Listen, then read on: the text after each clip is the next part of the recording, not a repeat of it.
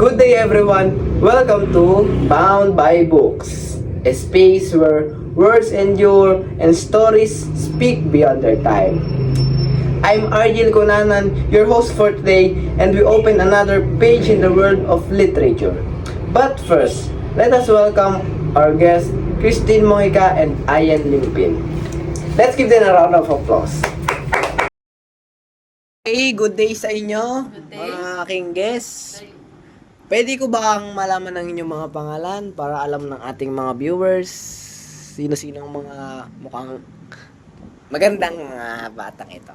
Ako po si Ian Limpin. Ako po si Christine Mojica. And ako po yung host nyo, nagpakilala nga po ako kanina, kaya let's move on. May idea ba kayo bakit ko kayo in-invite sa podcast na ito? May clue naman. How about you? Sakto lang. So, kaya ako kayo in-invite dito kasi may nabalitaan ako or narinig ako na nagbabasa daw kayo ng mga world literatures. Tama ba yun? Opo. Yes. Okay. So, familiar ba kayo sa The Iliad na sinulat ni Homer? Yes. Very. Not literally Homer, siya yung nagsulat, pero pinaniniwalaang siya yung nagsulat. Sabi ng teacher namin eh. Okay. May idea ba kayo? Yes. Meron. Opo. So, okay. As I said, ayun ang ating topic sa podcast na ito. So, ready na kayo? Yes. Let's Ready. go. Okay. Meron lang akong ilang tanong.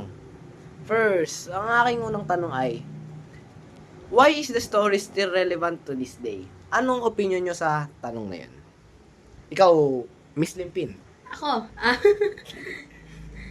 Para sa akin, it's still relevant to this day because yung story na yun is may hinohold siyang significant event na parang nag-change sa course ng Greek history. Something like that. Okay. How about you, Miss? Ako, feel ko, relevant siya to this day kasi yung story na yon nag-hold pa din siya ng mga elements like mga theme na pinag-uusapan pa rin hanggang ngayon kagaya ng war tsaka ng love. Okay.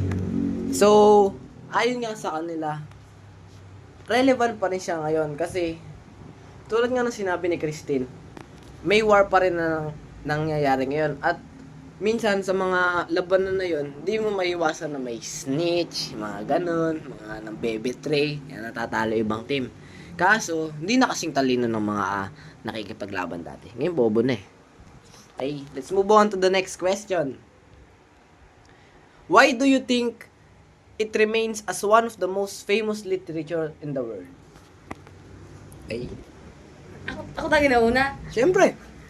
Tulad nga nung sinabi ni Christine, yung parang ginagamit yung story na yun or like nagbigay siya ng mark para sa mga gusto ring magsulat or sa mga author na maging inspiration na pwede palang gumawa ng story about this type of theme na may halo ng ganitong theme. Kumbaga parang nag-open siya ng new world para sa mga writers. Okay, thank you. And ikaw, Miss Christine? I think na malakas pa rin yung influence ng story ng The Iliad ngayon kasi marami pa rin nakaka-relate dahil tungkol sa kwento na war yung Iliad.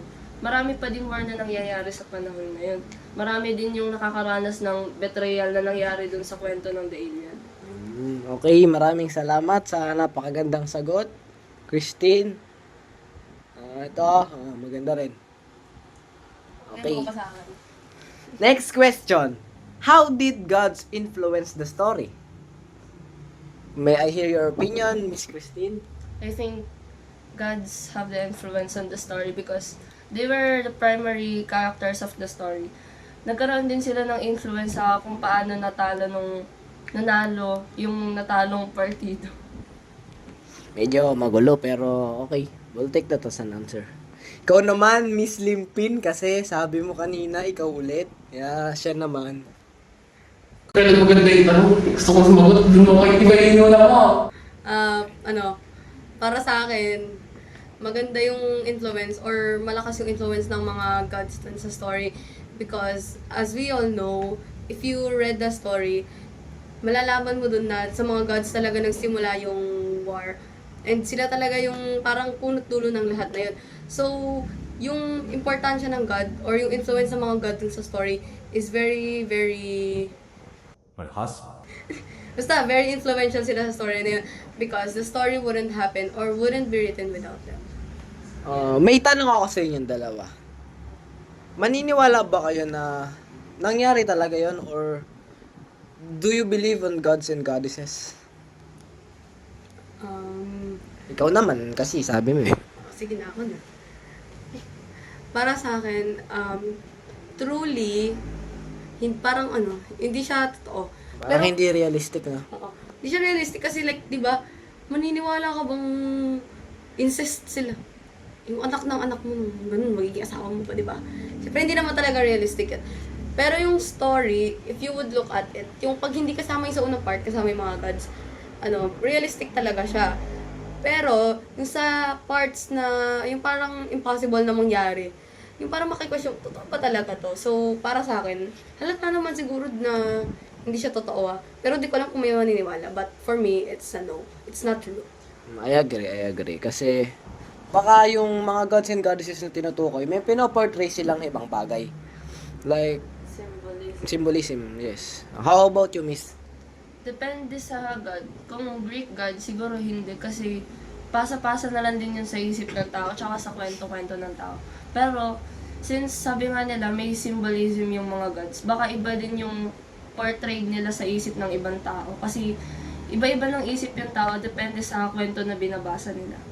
And, Okay, thank you. And next question. How does the death of Patroclus affect the story? Para sa akin, Patroclus, Achilles' best friend, holds a very important part in the story because, di ba, yung if you read the Iliad or the story, malalaman mo talaga na yung story parang umiikot siya kay Achilles or Achilles is the main character.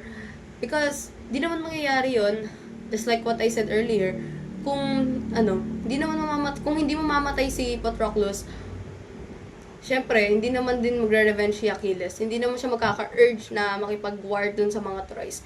Since wala naman talaga siyang paki dun sa may war, una pa lang. Not until nung namatay si Patroclus. Syempre, parang masasaktan siya dun or may anger siya. Because he could have done, or he could have prevented Patroclus' death if parang mas naging may paki siya dun sa may war. Pero since nga, wala, parang namatay yung kaibigan niya. And from that, parang naging si Achilles na yung main character. Bida-bida si Patroclus. Patroclus ba? Patroclus. Patroclus daw, okay. Sinasabi. Kupal. Okay, ito ko naman, Miss Christine. siguro para sa akin, relevant yung pagkamatay ni Patroclus kasi best friend siya ni Achilles. Sa may first part to middle ng story ng The Iliad, nakasento talaga siya sa argument nila, King, basta nung hari, tsaka ni Paris. Kay Menelaus, saka kay Paris. Menelaus daw, Hindi Paris. sila nagbasang dalawa. Alam nyo na yan, Hindi nila binasa. Di raw. Hindi nila kilala. Nagbasa. And then, sa may dulong part, since pinatay nga ni Paris si Patroclus, dahil sa akala niya si Achilles yun, parang dinrive siya into revenge. Dinrive nung nangyari na yun, na mag-revenge si Achilles dun sa party ni Paris. Kaya, naging relevant siya sa kwento. So like, imagine, ano mangyayari kung hindi pinatay ni Paris si Patroclus? E di hindi na sumali sa war si Achilles.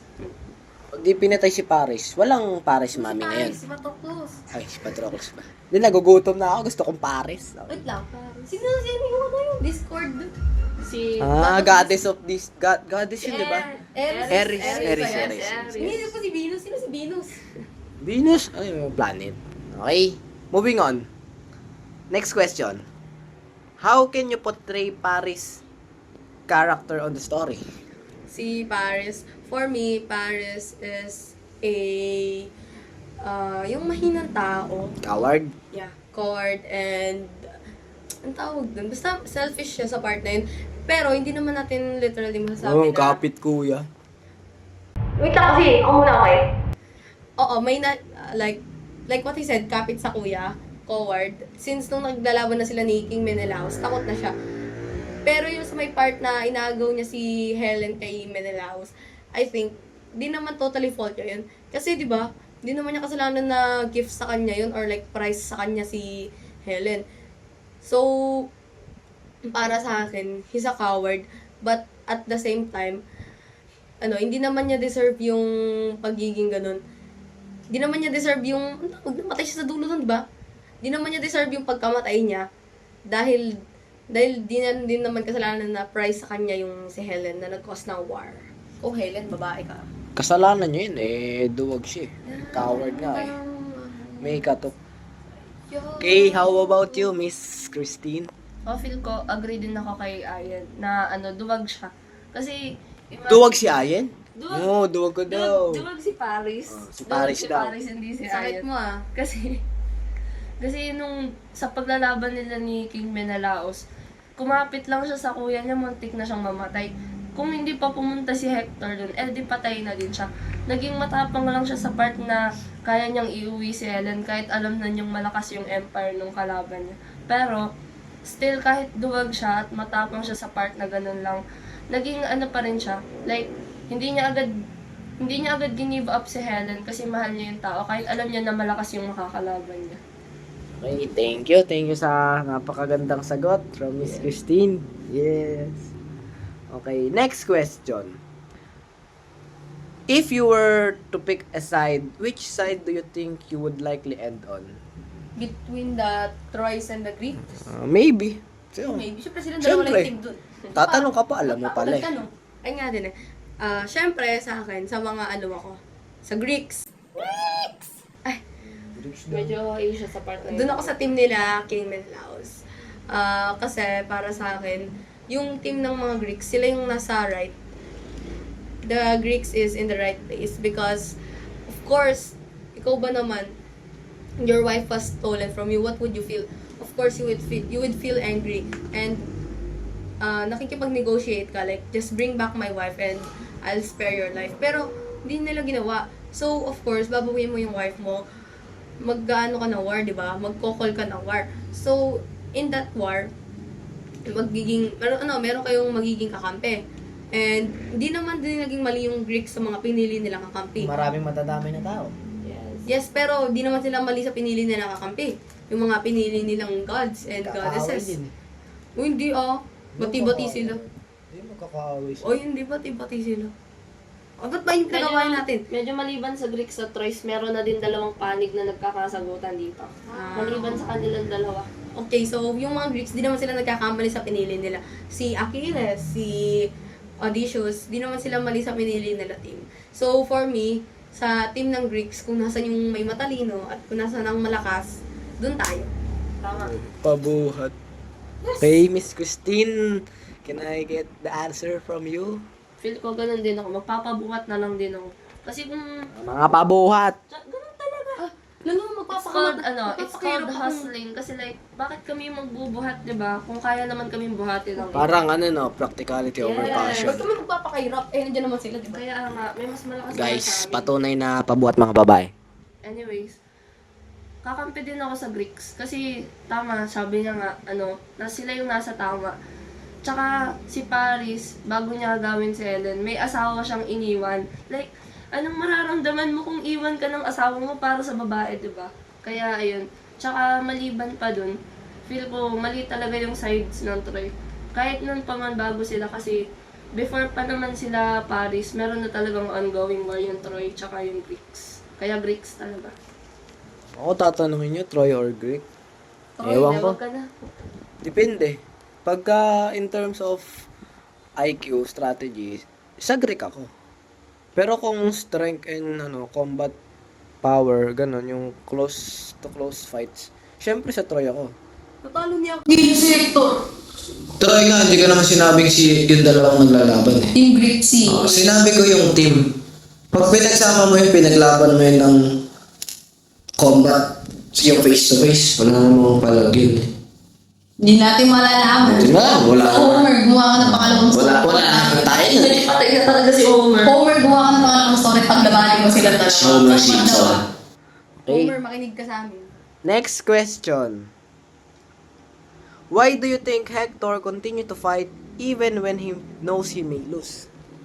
Anong opinion niyo doon? Oh, siya naman daw, ayaw na nito. Kasi, syempre sa una pa lang na sinagot namin na kapit kuya talaga si Paris. Para din yun sa kapatid niya. Kasi alam niya naman na walang sariling pa si Paris na magiging ano niya.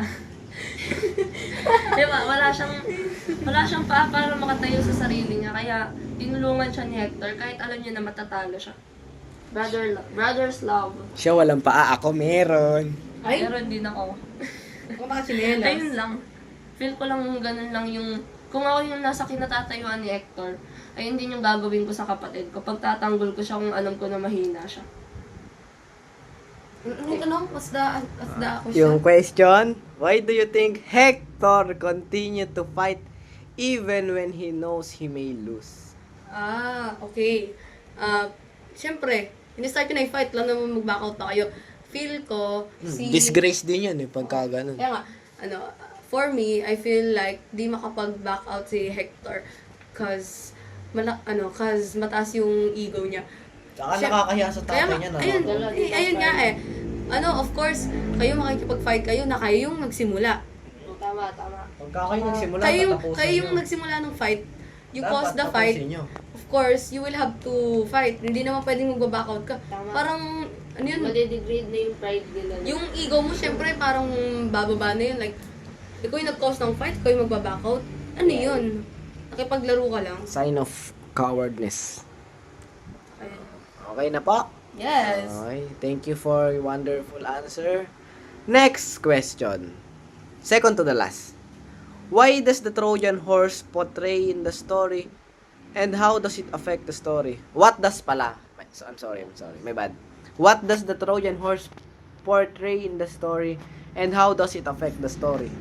Yung pinoportray ng Trojan horse is yung tactics ng mga Greeks, yung katalinuhan nila, like ayun yung representation or symbol ng Trojan horse.